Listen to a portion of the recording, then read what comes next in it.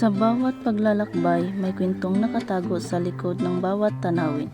Ang mga daan na tinatahak natin ay tila mga pahina ng isang nobela, puno ng mga pagsubok at tagumpay.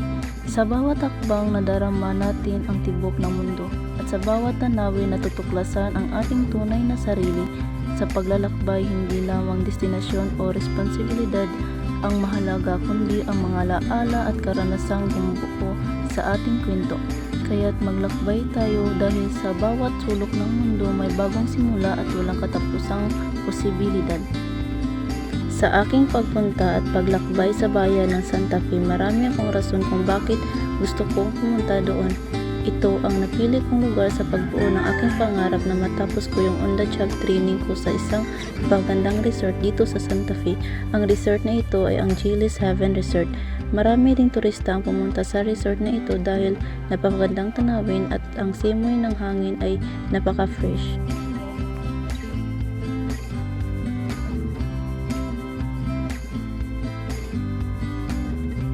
Kita rin natin ang napakagandang sunset, lalo na kapag kasama ang ating mga kaibigan. Hindi ko malilimutan ang mga masasayang alaalang binuo kasama ang aking mga kaibigan.